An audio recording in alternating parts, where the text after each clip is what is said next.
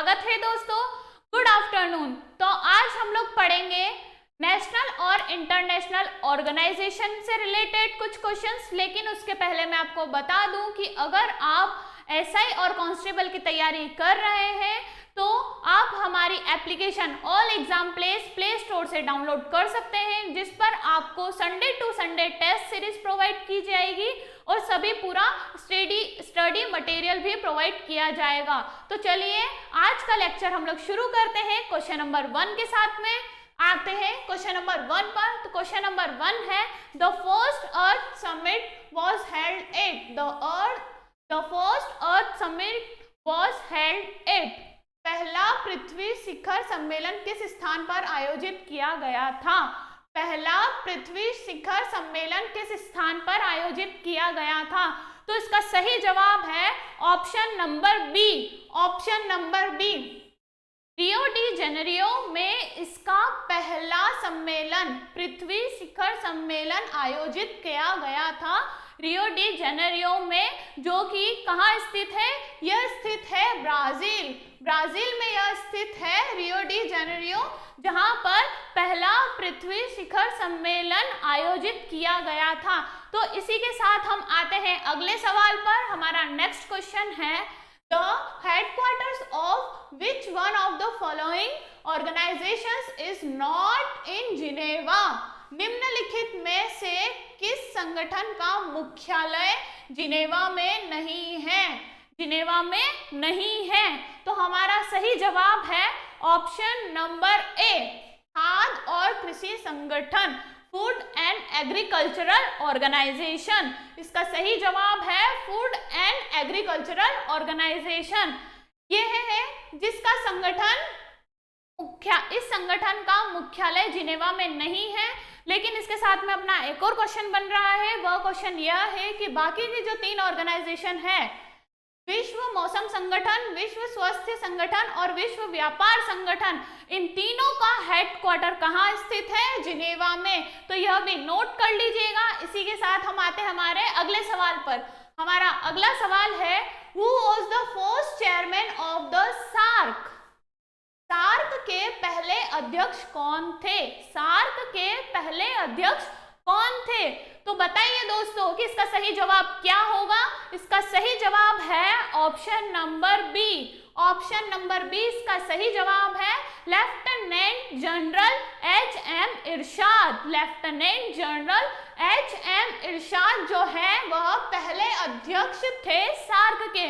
इसी के साथ मैं आपको बता दूं दोस्तों, ये नोट कर लीजिएगा कि सार्क का फुल फॉर्म क्या है। सार्क का फुल फॉर्म है South Asian Association of Regional Corporation. SAARC का फुल फॉर्म है South Asian Association of Regional Corporation. तो इसी के साथ हम आते हैं अगले सवाल पर। हमारा अगला सवाल है Which among the following is not a human right group? निम्नलिखित में से कौन एक मानवाधिकार समूह नहीं है? निम्नलिखित में से कौन एक मानवाधिकार समूह नहीं है?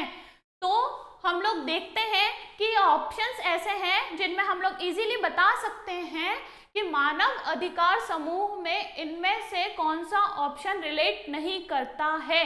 इसका सही जवाब है option number A. Option number A, green peas movement. Green peas movement इसका सही जवाब है दोस्तों, क्योंकि यह इन्वायरमेंट प्रोटेक्शन से रिलेटेड है। यह मूवमेंट जो है वो इन्वायरमेंट प्रोटेक्शन से रिलेटेड है, ना कि ह्यूमन राइट ग्रुप से। तो चलिए आते हैं अगले सवाल पर। हमारा अगला सवाल है द टोटल नंबर ऑफ जजेस of the international court of justice. The international court of justice को हम लोग वर्ल्ड कोर्ट भी बोलते हैं और इसे वर्ल्ड कोर्ट के नाम से भी जाना जाता है।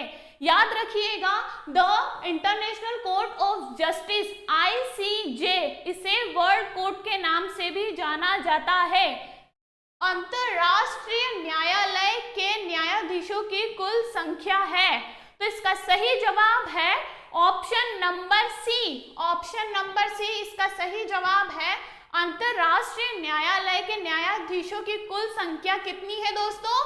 15 टोटल जजेस होते हैं इंटरनेशनल कोर्ट ऑफ जस्टिस में। और इसका दूसरा नाम भी याद रखिएगा, वर्ल्ड कोर्ट के नाम से भी इसे जाना जाता है। तो चलिए आते हैं हम अगले सवाल पर। हमारा अगला सवाल है the headquarter of international court of justice. The headquarter of the international court of justice, अंतरराष्ट्रीय न्यायालय का मुख्यालय कहाँ है? अंतरराष्ट्रीय न्यायालय का मुख्यालय किस पर है, मतलब किस स्थान पर है?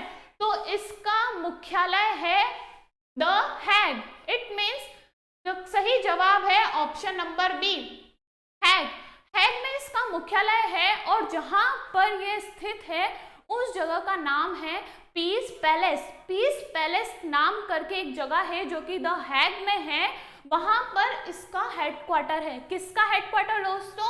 The international court of justice का जो हेडक्वार्टर है वह पीस पैलेस करके एक जगह है जो कि द हैग में है, वहां पर स्थित है। और जो द हैग है वह एक सिटी है नीदरलैंड की। तो चलिए आते हैं हम लोग अगले सवाल पर। हमारा अगला सवाल है the International Atomic Energy Agency was created under the aegis of UN. UN का फुल फॉर्म है दोस्तों यूनाइटेड नेशन, याद रखिएगा यूएन का फुल फॉर्म है यूनाइटेड नेशन।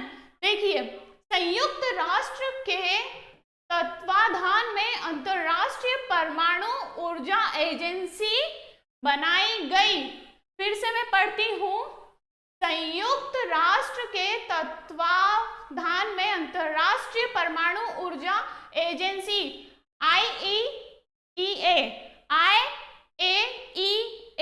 बनाई गई। तो इसका सही जवाब है option number D 1957। Option number D 1957 में ये एजेंसी जो है वो क्रिएट की गई थी। तो चलिए आते हैं हम लोग अगले सवाल पर।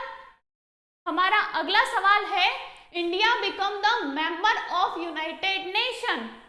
भारत संयुक्त राष्ट्र का सदस्य बना। तो दोस्तों आपको पता होना चाहिए कि भारत संयुक्त राष्ट्र का सदस्य कब बना। तो इसका सही जवाब है option number A. Option number A इसका सही जवाब है दोस्तों 1945 में जो इंडिया है वो मेंबर बना था यूनाइटेड नेशन का। भारत संयुक्त राष्ट्र का सदस्य बना था 1945 में ये उसका सदस्य बना था। तो चलिए आते हैं हम लोग अगले सवाल पर। हमारा अगला सवाल है in which year human right resolution was adopted by the UN का फुल फॉर्म मैं फिर से आपको बता दूं कि यूएन का जो फुल फॉर्म है वह है यूनाइटेड नेशन। याद रखिएगा, in which year human right resolution was adopted by the UN. किस वर्ष मानवाधिकार संकल्प को यूएन द्वारा अपनाया गया था?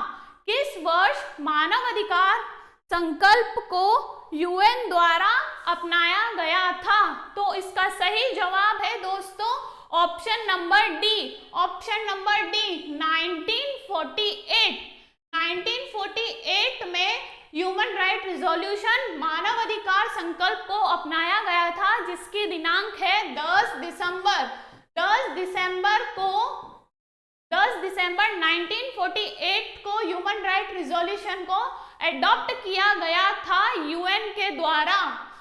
मानवाधिकार संकल्प को यूएन के द्वारा 10 दिसंबर 1948 में अपनाया गया था। तो इसी के साथ हम आते हैं हमारे अगले सवाल पर। हमारा अगला सवाल है which one among the following is the first UN agency to accept Palestine as its full member in October 2011।